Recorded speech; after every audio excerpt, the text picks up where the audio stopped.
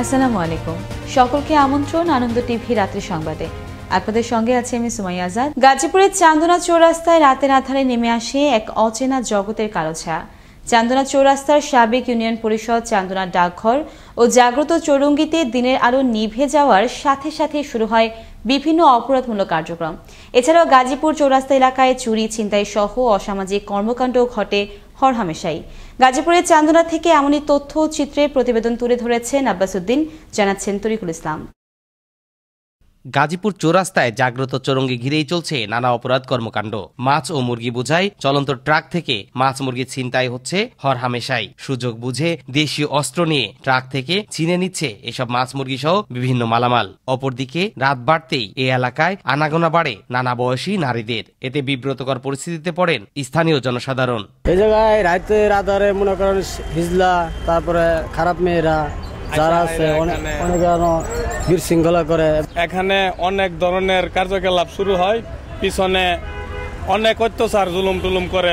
চান্দনা চৌরাস্তা সড়কের পাশে রয়েছে সাবেক বাসন ইউনিয়ন পরিষদ ও একটি অরক্ষিত ডাকঘর। আর এগুলো অরক্ষিত থাকায় আস্তানা গেড়ে বসেছে মাদক ব্যবসায়ী, ছিনতাইকারী সহ নানা অপরাধ জগতের মানুষ। তবে অভিযোগ করেও কোনো প্রতিকার পাচ্ছে না বলে অভিযোগ এই পোস্টমাস্টারের। ডাক নিয়ে আসে, রিক্সা নিয়ে আসে বা গাড়ি নিয়ে আসে, ঢুকতে পারে না। এই যে কার্যকলাপ গুলো হচ্ছে রাত্রিবেলায়। জাহাঙ্গীর সাহেব ওনার কাছে আমি একটা অভিযোগ লিখেছি, এখনো কিন্তু আমি সাড়া পাই নাই। এই এলাকা অরক্ষিত থাকায় এবং পুলিশি তৎপরতা না থাকায় কিশোর গ্যাং হতে শুরু করে নানা অপরাধী চক্র আস্তানা গেড়ে বসেছে। আর এটির সমাধান চান চৌরাস্তা কাঁচা বাজার মালিক সমিতির এই সভাপতি। কিছু টোকাই আছে, কিছু কিশোর আছে যারা যখন জ্যামে গাড়ি আটকে যায় তখনই দেখা যায় এই ছেলে ফেলে অনেক সময় মুরগি নিয়ে যায়, মাছ নিয়ে যায়। আইন শৃঙ্খলা বাহিনীর হস্তক্ষেপ কামনা করছি, তারা যেন অবশ্যই একটি সিভিল টিম দেয়, তাহলে আমরা এই হয়রানি থেকে মুক্তি পাবো।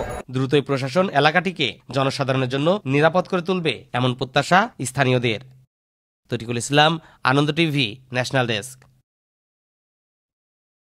ময়মনসিংহের ফুলবাড়িয়ায় পিতাকে পিটিয়ে হত্যার অভিযোগে এক পুত্রকে গ্রেফতার করেছে র্যাব। বুধবার ময়মনসিংহের র্যাব 14 একটি টিম গোপন সংবাদের ভিত্তিতে ভালুকা উপজেলার ওথুরা ইউনিয়নের চামাদি এলাকায় অভিযান চালিয়ে ফারুক নামের ওই হত্যাকারী ছেলেকে গ্রেফতার করে। দুপুরে র্যাব 14 সদর দফতরে আয়োজিত এক সংবাদ সম্মেলনে উপ অধিনায়ক মেজর ফজলে রাব্বি এ তথ্য জানান। ময়মনসিংহের ফুলবাড়িয়া থানায় একটা হত্যাকাণ্ডর একটা অভিযোগ দায়ের করা হয় 21 তারিখে। হত্যাকাণ্ডটা ঘটে হচ্ছে 20 তারিখে। হত্যাকাণ্ডের অভিযোগে দেখা যায় যে ছেলে কর্তৃক পিতাকে হত্যা করা হয়েছে। পরবর্তীতে আমরা আজ রাত 2টার সময় আমাদের বিশেষ অভিযান পরিচালনা করে আসামিকে গ্রেপ্তার করতে সক্ষম হই।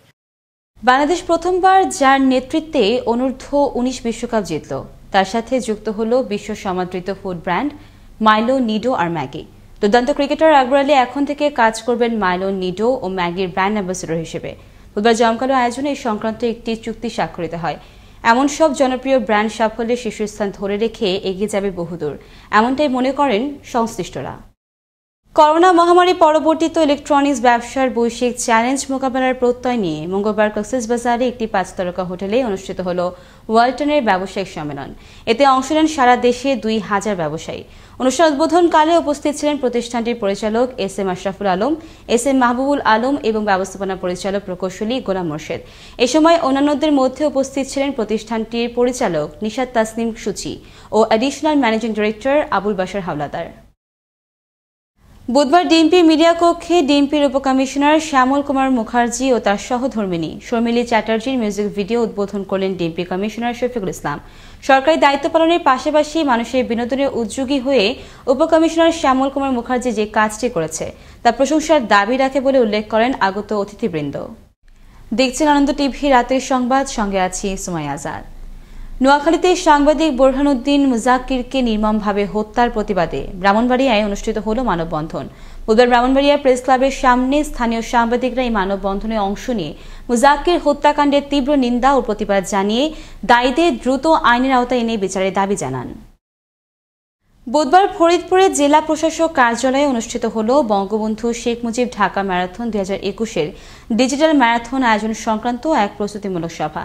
এতে জেলা প্রশাসক অতুল সরকারের সভাপতিত্বে উপস্থিত ছিলেন lieutenant colonel Masud Parvez, major Mohammad Shahin এবং ক্যাপ্টেন রবিউল ইসলাম সজীব সহ ঊর্ধ্বতন প্রশাসনিক কর্মকর্তারা।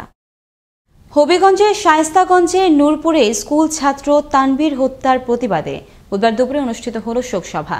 সভায় নূরপুর ইউনিয়ন পরিষদ চেয়ারম্যান মুখলিস মিয়ার সভাপতিত্বে প্রধান অতিথি হিসেবে উপস্থিত ছিলেন হবিগঞ্জের অতিরিক্ত পুলিশ সুপার রবিউল ইসলাম। এ সময় তানভীর হত্যার বিচার দ্রুত ট্রাইব্যুনালের মাধ্যমে সম্পূর্ণ করার দাবি জানান বক্তারা। বাংলাদেশ কৃষি উন্নয়ন কর্পোরেশনের বিএডিসির চলতি অর্থ বছরে আমন মৌসুমের সরবরাহকৃত বীজের মূল্য বৃদ্ধির দাবিতে জামালপুরে অনুষ্ঠিত হল মানববন্ধন। বুধবার সকালে জামালপুরের পিটিআই মোড়ে বিএডিসির গেটের সামনে মানববন্ধন অনুষ্ঠিত হয়। এ সময় চুক্তিবদ্ধ চাষিরা সরকারের কাছে মূল্য বৃদ্ধি করে বীজের মূল্য প্রতি কেজিতে 48 থেকে 50 টাকা করার দাবি জানান। আসছে 28 ফেব্রুয়ারি পঞ্চম ধাপে অনুষ্ঠিত হতে যাচ্ছে জামালপুরের 4টি পৌরসভার সাধারণ নির্বাচন। নির্বাচনকে ঘিরে মেয়র ও কাউন্সিলর প্রার্থীরা ছুটছেন ভোটারদের দ্বারে দ্বারে। তবে ভোটাররা জানালেন পৌরসভার উন্নয়নে কাজ করবে এমন প্রার্থীকেই বেছে নেবেন তারা। জামালপুর থেকে ইয়ামিন মিয়ার তথ্য ও ভিডিওচিত্রে দেখুন ডেস্ক রিপোর্ট। আসছে 28 ফেব্রুয়ারি পঞ্চম ধাপে অনুষ্ঠিত হতে যাচ্ছে জামালপুর জেলার 4টি পৌরসভার সাধারণ নির্বাচন। জেলার জামালপুর সদর, মাদারগঞ্জ, ইসলামপুর ও দেওয়ানগঞ্জ পৌরসভা নির্বাচনে মেয়র পদে 15 জন, কাউন্সিলর পদে 137 জন এবং সংরক্ষিত কাউন্সিলর পদে 50 জন প্রার্থী প্রতিদ্বন্দ্বিতা করছেন। 4টি পৌরসভায় প্রথমবার মতো ইলেকট্রনিক ভোটিং মেশিন ইভিএমের মাধ্যমে 77টি কেন্দ্রে প্রায় 2 লাখ ভোটার তাদের ভোট প্রয়োগ করবেন। নির্বাচনকে কেন্দ্র করে চলছে গণসংযোগ, মাইকিং এবং লিফলেট বিতরণ। সে সাথে সকল প্রার্থীরা ভোটারদের দ্বারে দ্বারে গিয়ে দিচ্ছেন উন্নয়নের নানান প্রতিশ্রুতি। এইবার 28 তারিখ ফেব্রুয়ারিতে নির্বাচনে পৌরসভা মেয়র নির্বাচিত আওয়ামী লীগের মনোনীত প্রার্থীকে ইনশাল্লাহ করবে। ইসলামী আন্দোলনের পক্ষ থেকে ইসলাম যেভাবে কথা বলে ঘুষ দূর করব, দুর্নীতি মুক্ত করব, সন্ত্রাস মুক্ত করব, কলহ দূর করব, ইফটিজিং মুক্ত করব। আল্লাহ তাআলা যদি আমাকে 28 তারিখে বিজয়ী হয়ে আমি এলাকার উন্নয়নের স্বার্থে যে কাজগুলো আছে আমি যেন সবার সঙ্গে পাশে থেকে করতে পারি। প্রার্থীদের প্রতিশ্রুতি যেমনটাই হোক, সাধারণ ভোটাররা চান নির্বাচনের মাধ্যমে যোগ্য প্রার্থীকে বেছে নিতে। আমরা আমাদের নাগরিক সুবিধা, তার পাশে রাস্তাঘাট ব্যাপক উন্নয়ন, ড্রেনেজ ব্যবস্থা, হাটবাজার উন্নয়ন, বিভিন্ন সুযোগ সুবিধে আমাদের যে মেয়র দেবে আমরা তাকে নির্বাচিত করার জন্য প্রচেষ্টা করব। আগামী দিন যে মেয়র হয়ে আসবে এই সমস্যাগুলো সমাধান করবে, এই আমাদের। এদিকে নির্বাচন অবাধ, সুষ্ঠু এবং নিরপেক্ষ করার লক্ষ্যে সকল ধরনের প্রস্তুতি সম্পন্ন করা হয়েছে বলে জানান এই কর্মকর্তা। এই নির্বাচনে অবাধ, সুষ্ঠু এবং নিরপেক্ষভাবে সম্পন্ন করার লক্ষ্যে আমরা সকল ধরনের প্রস্তুতি সম্পন্ন করছি। আমরা আশা করছি যে এই জামালপুর জেলার 4টি পৌরসভা সকল ভোটার স্বাচ্ছন্দ্যে সানন্দে ভোট কেন্দ্রে আসবে। সকল জল্পনা কল্পনার অবসান ঘটিয়ে আসছে 28 ফেব্রুয়ারি পৌরসভার উন্নয়নে কাজ করবে এমন প্রার্থী নির্বাচিত হবে, এমনটাই প্রত্যাশা পৌরবাসীর। মুস্তফা কামাল তোহা, আনন্দ টিভি, ন্যাশনাল ডেস্ক। বরিশালে পৌরসভা নির্বাচনের রেশ কাটতে না কাটতেই বইছে ইউনিয়ন পরিষদ নির্বাচনের হাওয়া। তফসিল ঘোষণা না করা হলেও আসন্ন ইউনিয়ন পরিষদ নির্বাচনকে সামনে রেখে প্রচার প্রচারণায় সরগম হয়ে উঠেছে বরিশালের গরুনদী উপজেলার 7টি ইউনিয়নের জনপদ। প্রধান দুই আওয়ামী লীগ ও বিএনপি সহ সম্ভাব্য সকল প্রার্থী বিভিন্ন কৌশলে চালিয়ে যাচ্ছেন প্রচার প্রচারণা।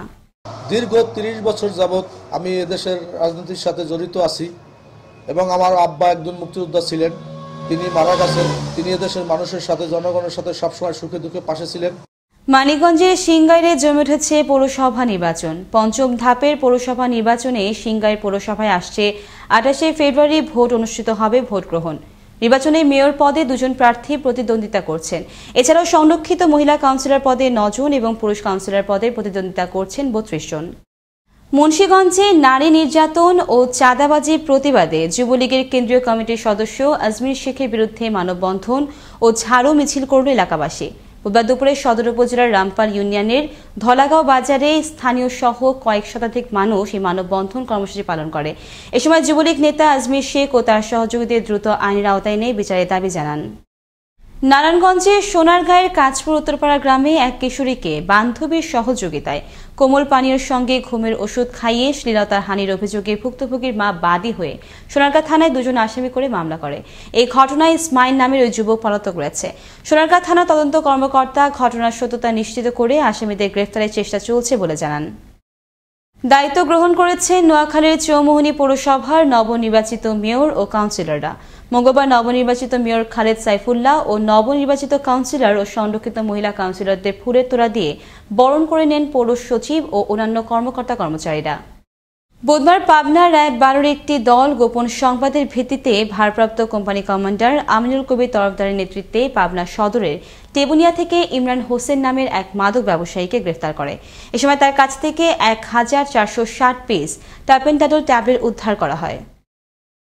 শরীয়তপুরে নড়িয়ায় গলায় ওড়না পেঁচিয়ে আয়শা আক্তার নামের এক কলেজ ছাত্রী আত্মহত্যা করেছে। মঙ্গলবার দিবাগত রাত 9টার দিকে উপজেলার মোক্তারেচর ইউনিয়নের কালিকা প্রসাদ গ্রামে এই ঘটনা ঘটে। নড়িয়া থানার অফিসার ইনচার্জ হাফিজুর রহমান বিষয়টির সত্যতা নিশ্চিত করেন। সিলেটে ব্যাংক কর্মকর্তা মওদুদ আহমেদকে পিটিয়ে হত্যার প্রতিবাদে ফুঁসে উঠেছেন সিলেটের ব্যাংকাররা। এই হত্যাকাণ্ডের সঙ্গে জড়িতদের গ্রেফতার ও বিচারের দাবিতে আন্দোলনের রাস্তায় নেমে এসেছেন তারা। বুধবার সিলেট কেন্দ্রীয় শহীদ মিনার প্রাঙ্গণে হত্যাকাণ্ডের প্রতিবাদে মানববন্ধন করেন ব্যাংকাররা। এই ছিল এখনকার মতো। আনন্দ টিভির সর্বশেষ সংবাদ এবং বিনোদন সবার আগে দেখতে ভিজিট করুন www.facebook.com/anandotv BD এই পেজে। ধন্যবাদ সকলকে। শুভরাত্রি।